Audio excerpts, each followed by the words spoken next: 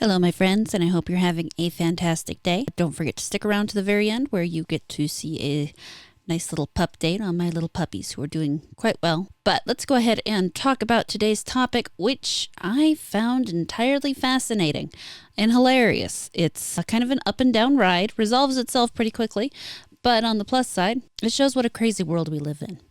So, for those of you who are not aware, itch.io is an indie game platform.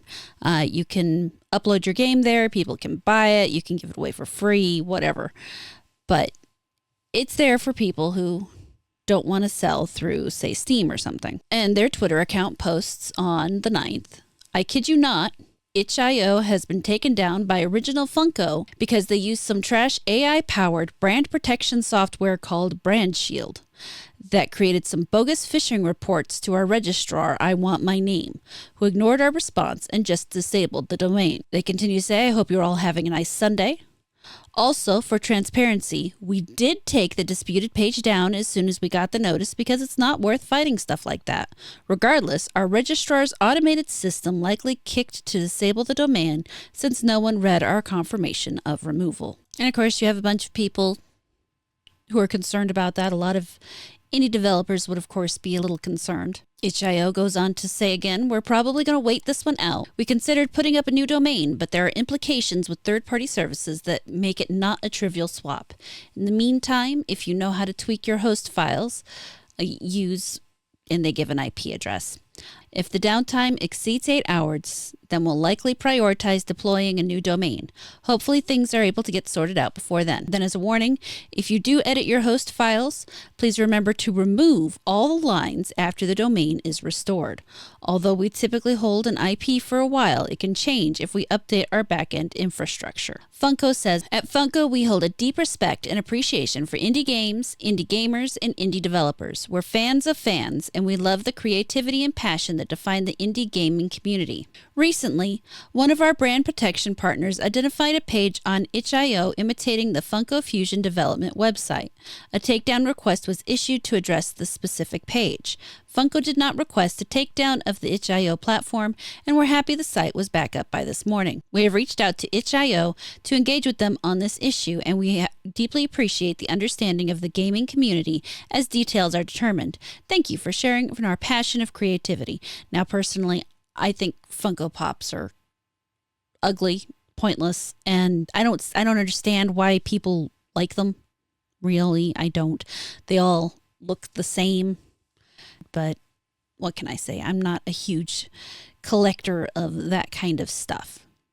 No offense if you like them. They're just definitely not for me. Of course, how did they try to get a hold of itch.io? itch.io, this is not a joke.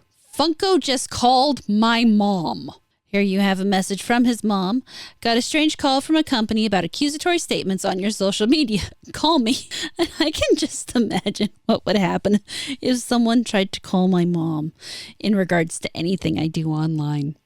I sincerely hope I was in the room when it happened so I could record her end of the call and send it to everybody, because the way she would tell them to basically go fuck themselves would be worth the recording. I mean, it would, because my mother knows exactly what I'm doing online and she doesn't give a fuck. So the fact that anybody would call, and why it's their mom?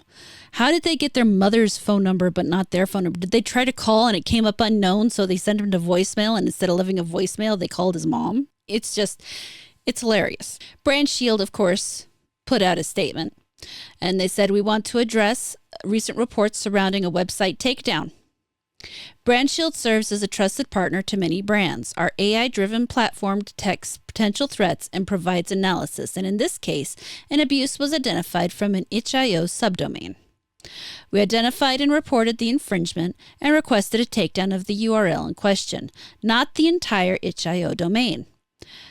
The temporary takedown of the website was a decision made by the service providers, not BrandShield. BrandShield remains committed to supporting our clients by identifying potential digital threats and infringements. We encourage platforms to implement stronger self-regulatory systems that prevent such issues from escalating. Now, I'm going to address the community notes here. You see the two here rated helpful. The first one is entire domains do not go down on the basis of copyright takedown requests of an individual URL. This is the direct result of a fraudulent claim of malicious activity. And then you have here, according to this post on Hacker News by the person running Itch, a fraud and phishing request was made to Itch's domain registrar. This is not a normal way to take down a specific page. The usual method would be a DMCA request. And so here on Hacker News, we have, I am the one running Itch.io, so here's some more context for you. From what I can tell, the person made a fan page for an existing Funko Pop video game, Funko Fusion, with links to the official site and screenshots of the game. The BrandShield software is probably instructed to eradicate all unauthorized use of their trademark. So they sent the reports independently to our host and registrar claiming there was fraud and phishing going on, likely to cause escalation instead of doing the expected DMCA cease and desist. Because of this, I honestly think they're the malicious actor in all of this. Their website, if you care, is, and then the website to BrandShield. About 4 or 5 days ago, I received these reports on our host and from our registrar. I expressed my disappointment in my responses to both of them, but I told them I had removed the page and disabled the account. Our host confirmed and closed the case. The registrar never responded. This evening, I got a downtime alert, and while debugging, I noticed that the domain status had been set to server hold on the registrar's domain panel. We have no other abuse reports from the registrar other than this one. I'm assuming no one on their end closed the ticket, so it went into an automatic system to disable the domain after some number of days.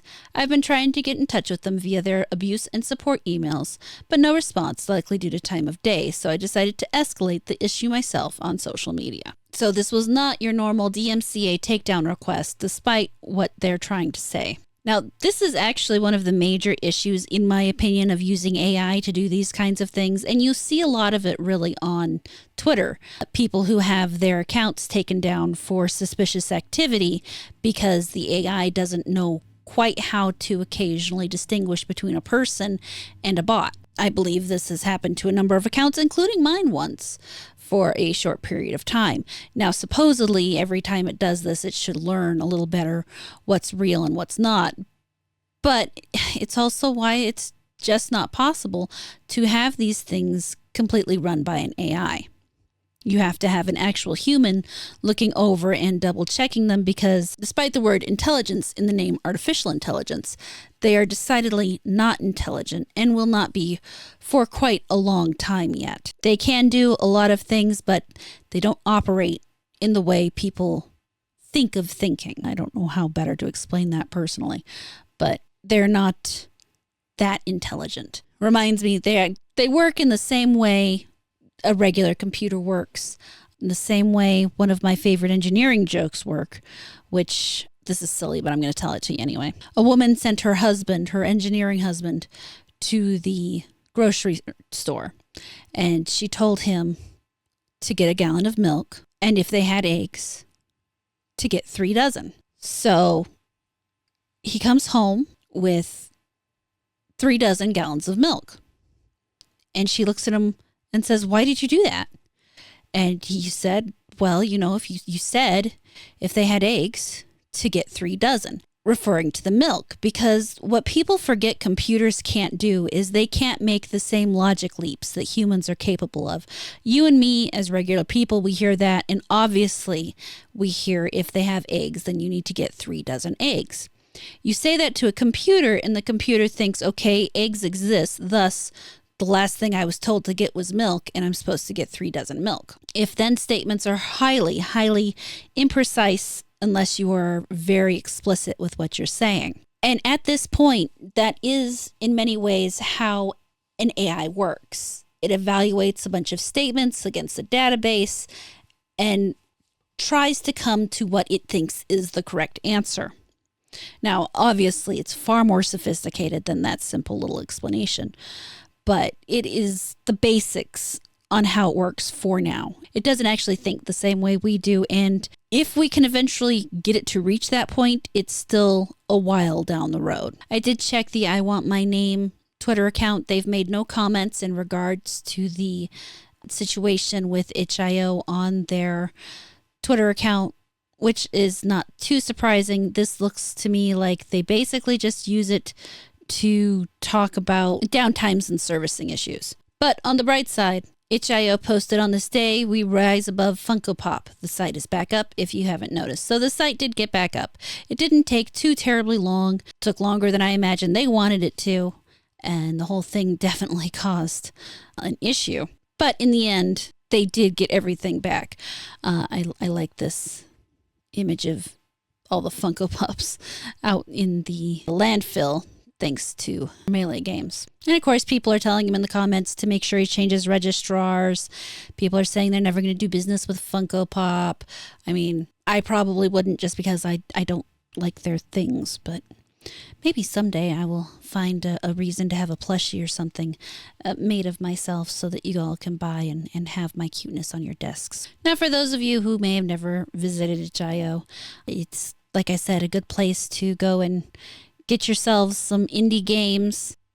You got Dullmare right up on the front, Krusty Proto, just a bunch of, really random stuff for you to check out. I like the way these look a lot like old PlayStation cartridges. And a lot of these just look, interesting. They, of course, have, various tags that you can browse: horror games, visual novels, multiplayer simulation, roguelike, a whole bunch of other tags. So if you're looking to check out some random indie games and you don't want to look through Steam, this is where you go to check it out. And I do recommend checking it out just because you never know what you're going to find. I mean, if I spent a little time here, I'm sure I would end up buying something, but I'm trying not to because seriously, it's the magical time of year where I have to make sure I have the money to buy Christmas presents for my family and pay for my car registration. Yay. On to puppies. So here are the puppies and their mother. As you can see, they're far more active. They're getting more and more rambunctious. Just this morning, Betty was pawing at the sides of their little container there. I kind of think that she may be the first one to try to escape, but you see them trying to walk just a little bit. Everybody is up over a pound, including Violet. Cassandra is nearly 2 pounds now. They are growing so fast. They will be, what is it? They were 3 weeks last week, 4 weeks coming up this week. They've got a whole life, they got a whole month of life behind them, and they're just going to get worse. I took this one. Little Violet was rolling on her back, biting her paw. It was just kind of cute seeing her wiggle around like that. And I thought you guys might enjoy just a few seconds of her being silly on her back. It is that time where I get to thank everybody who has supported me as a member here on the channel. My sincerest thanks go to DS Machina NZ, Emperor Doomsday, Snake Oil Sean, Schmitted, Almogo, Green-Haired Anti-Liberal, Narrator 45, Felix, Stormborn, Aramis, Corinne Ponder, Ben Henniger, and John Grant. Thank you guys so much for your support here on the channel. It means so much to me. I also have to give a shout out to Silver over on Ko-Fi or Ko-Fi, Coffee, for supporting me there. Genuinely just appreciate everybody, the members here and on Ko-Fi, and most specifically, I appreciate anybody who spends any amount of time here listening to me, whether you agree with me or not, whether you come out of these videos hating me. I just appreciate the fact that you spent the time here on the video with me. I mean, maybe that sounds weird, but your time is precious, and if you choose to be here with it, whether you hate me or not, I appreciate that. All that said, I know there's some interesting drama floating around in the air, especially on Twitter. I'm debating if I'm going to address it or not. I have some thoughts, but I don't know if they're really worth speaking. We will see how my thoughts work themselves out over the next day or two. Either way, thank you guys for your time. Let me know what your thoughts are on this whole itch.io having their website suspended because of some weird AI brand protector on behalf of Funko, I will definitely be interested in reading them. Thank you so much for watching this video. I really hope you enjoyed it. Please like, comment, subscribe, and turn on the notifications. If you really liked it, you can feel free to share it around, and I will catch you later.